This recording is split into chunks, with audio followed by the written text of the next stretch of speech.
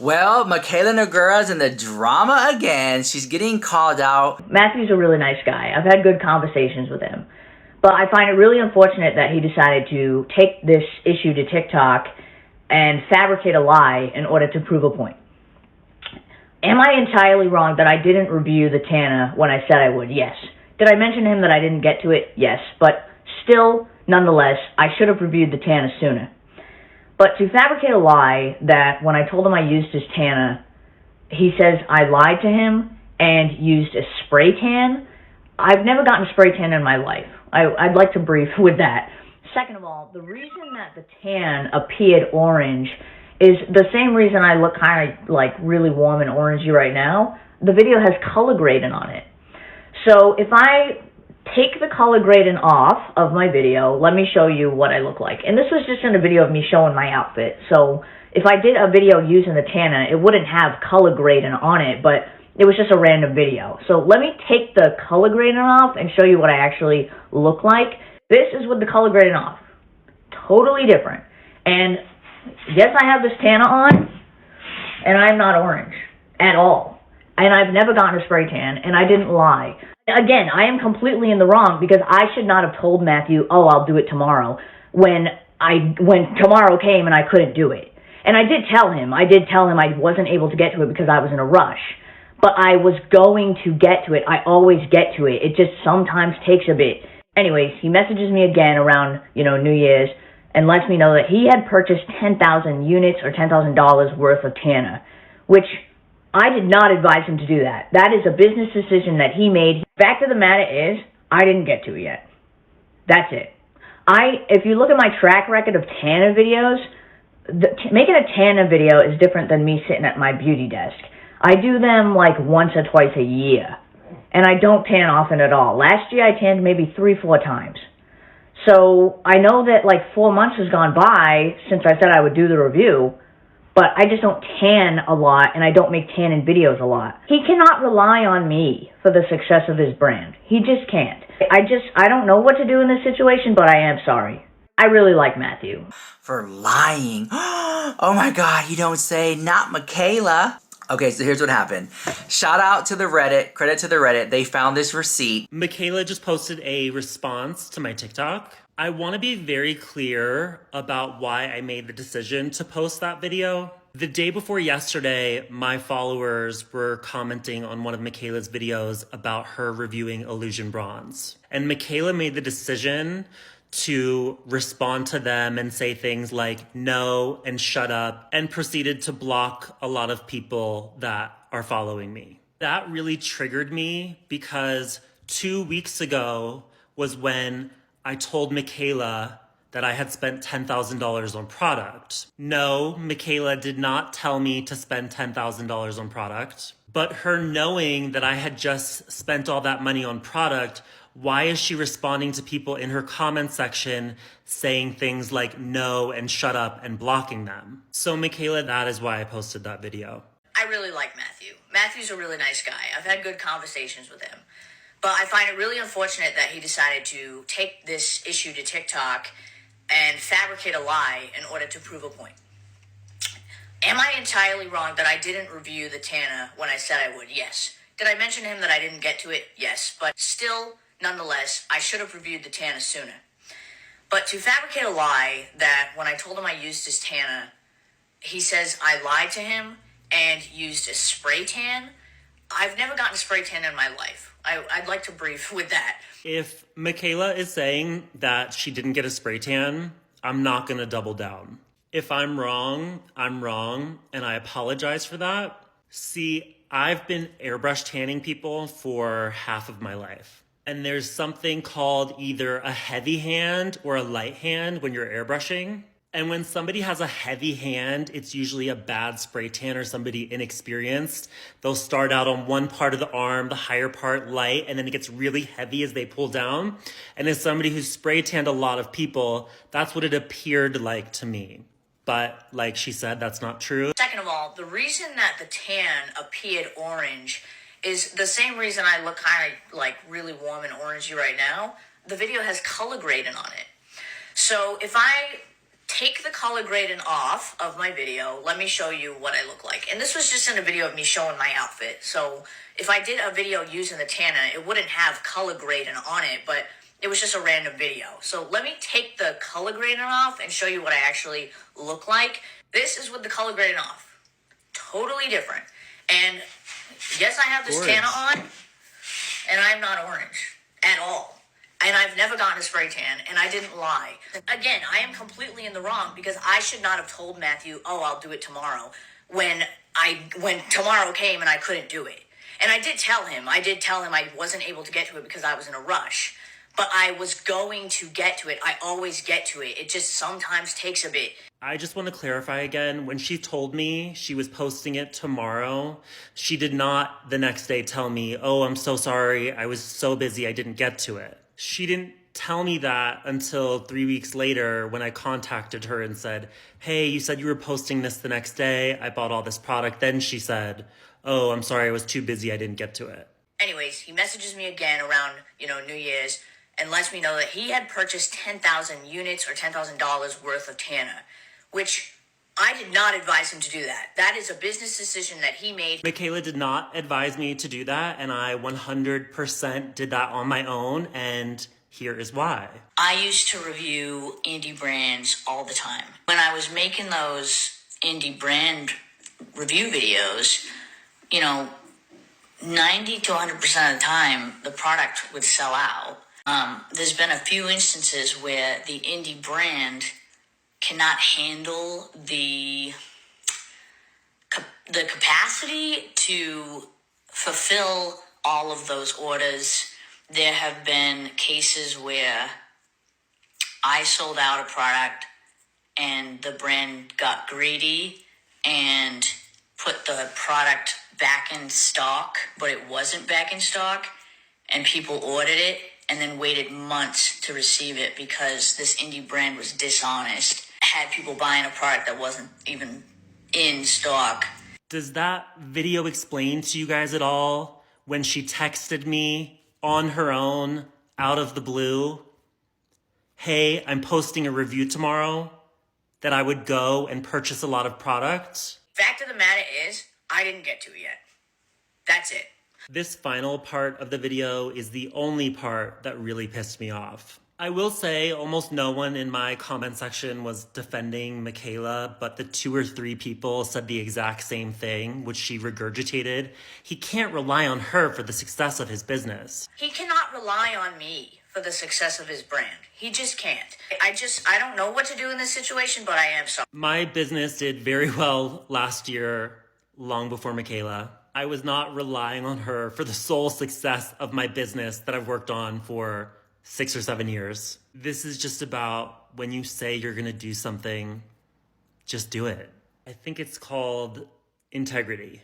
So Mikayla posted a long time ago a video about her reviewing her first impressions or something about a brand called The Ordinary, which is a skincare brand. I actually like the brand. Favorite products from The Ordinary. Hyaluronic acid plus B5. It's going to help bring that deep level of hydration. Got niacinamide 10% plus zinc 1%. Helps with blemishes and congestion. Another hydrator. Really nice for the skin. Helps with all skin types, even oily. You can even put this shit in your hair. We got the glycolic acid. 7% toner solution. Great for mild exfoliation and radiant skin. This is everything I got from Sephora with my gift cards from Christmas. Mentioned I was looking for something for resurfacing my skin, my acne scars, and so many people recommended this Ordinary glycolic acid toner, so I'm gonna try it out. My favorite products from The Ordinary. We got the glycolic acid, 7% toner solution. People recommended this Ordinary glycolic, great for mild exfoliation and radiant skin. I'm gonna try it out. My favorite products from The Ordinary. I'm gonna try it out. They're really good stuff at Sephora and stuff like that. It's really affordable too, right? So she's saying first time she's playing with it or something. And then years later, the other day, she posts a video and she's like, brands I've never heard of or something like that. And I'm like, what are you talking about? And, the fans were saying, you said, you've played with this brand years ago. And they pieced it together. So, okay. So, like I said, credit to the Reddit because they made that video. So, I have a lot to say about the whole situation, okay? First of all, this is coming off the heels of finally some good publicity she got over actually disclosing the ads for Kosas, the concealer. But Mikayla would never admit it, but she has lost relevancy. Like, she's not as relevant as she used to be.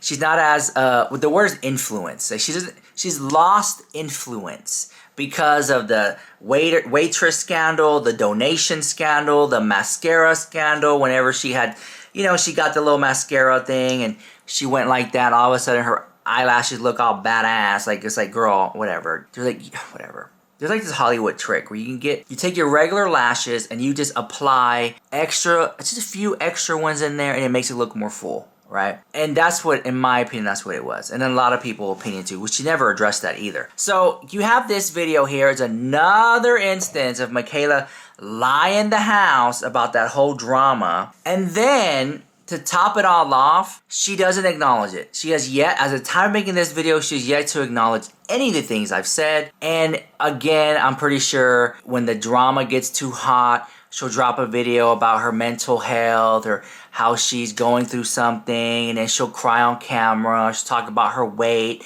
to bring sympathy votes in, and it's a cycle. I literally could make a chart, right? If we could make like a really crappy chart, right here, and it's like, like a white paper with a circle, and it's just like post video, drama in the video, ignore the drama, post video about something traumatic or something about her body weight or issues, and then back to the beginning stages. It's just like a cycle, okay? That's the Mikayla cycle, okay? Bitching and complaining. And if she's not complaining, she's bitching. That's basically it right there. And then somewhere in there, in between, lies. Just lie in the house about everything, okay? That's how I see it. Okay, so I went to the Dollar Tree because I went looking for Valentine's Day stuff. And you know how everyone's going crazy over those tumblers from Target? What do they call those? They're not, listen, when I was growing up, it was all about Yeti. Yeti everything. Yeti coolers, Yeti cups, whatever. Now it's these Stanley cups. I don't get it. I'm like, whatever. But I got one better than Stanley. I got the Paris Hilton. And I talked about this before. I'm going to keep talking about it. Got the Paris Hilton insulated tumbler. And she even signed it right here at the bottom. Well, she signed all of them. So if you find these at Walmart for like $9, here it is. Paris Hilton's face on it, girl. Okay. I also picked up Paris Hilton makeup. Like, that's the whole thing. Anyways, went to Dollar Tree. I got the lashes that y'all kept telling me about, the Ione ones. Y'all say there's the best lashes for $1, so I picked these up. Y'all have a lot to say. Like, everyone raves about these lashes. And guess what? I'm not sponsored. I don't have to tell you that. Like, the people know what works and what doesn't. Okay. So, switching gears here, we got to talk about this other drama. It is about, what's her name? Glamzilla. We haven't really talked about her that much. She's not really that much in the drama. But she's been dipping her toe in it. But she's real sneaky about it. But she's dipping her toe in it. I've heard rumors that her and Mikayla aren't really the best of friends like we think they are. But let me show you this video that Glamzilla posted about these lipsticks that she's reviewing. Here we go. Wow. These are new at Sephora. They're by Anastasia Beverly Hills, and it's their lip velvet formula. So this is supposed to be a mousse formula. Apparently they're jam-packed with color, really matte, but still weightless and comfortable on the lips. Let's see. Okay, let's see. Here's Pure Hollywood.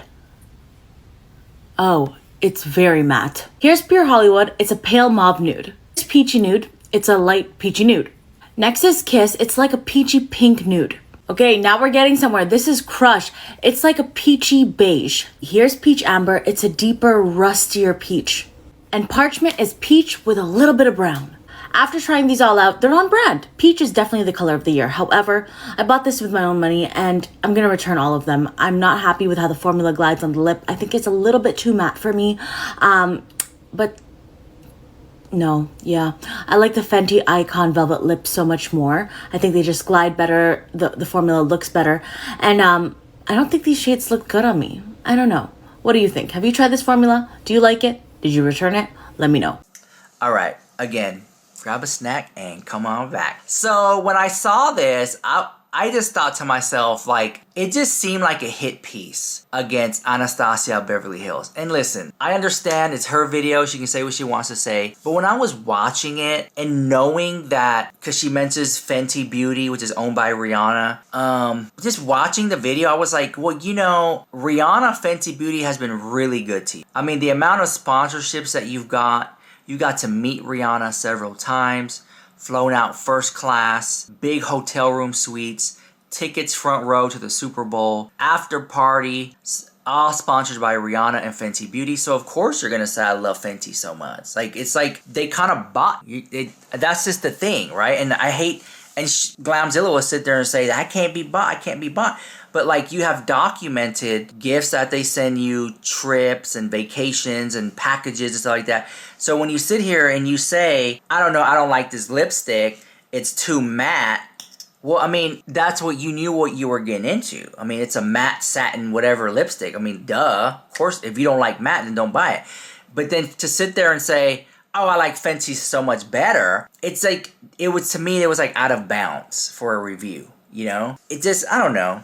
It just seemed out of bounds. It's like if you guys know La Mer is flying me first class to Dubai to like party and promote their brand, and you know, they send me La Mer and I talk about La Mer, and then I review another foundation and I'm like, yeah, I don't know, this foundation, it's not for me. But you know, I really like the La Mer one. I like La Mer. It just seems like off-putting, right? It just seems like you didn't need to add that part to it. It makes the video seem disingenuous. In that, my opinion, it does. So that's my views and opinions on that situation. And again, can we trust beauty influencers? Like, I mean, it's like, and this is, like, I get the gig, right? This is like their job, right? So I'm not trying to be negative or whatever, but it's like, if every video is sponsored by a different brand, it's like, then what can we believe what you're saying? And so, and I think that's the problem. And it's not just Glamzilla, okay? I can name a handful of girls on TikTok that are struggling with this problem, that every video is sponsored at the house, and they're like struggling to keep up with trends and struggling to start a new trend and struggling to go viral. And I can see that that's why they break down and have these videos, and they're just like, oh my God, I'm so overworked and stressed out. And I'm like, well, are you really, or are you just doing it for views and clicks? You know, it's just very interesting. You know, but I've seen these girls come up. I'm seeing some of their influences go down. They're not as, people aren't trusting their reviews as much as they used to. But, you know, it's just, I think they're stuck between a rock and a hard place sometimes. But that's my opinion. Who am I? But let me know what you think about that drama in the comments down below. And I'll see you guys in the next one. This is Rich Lux with the hottest news on YouTube.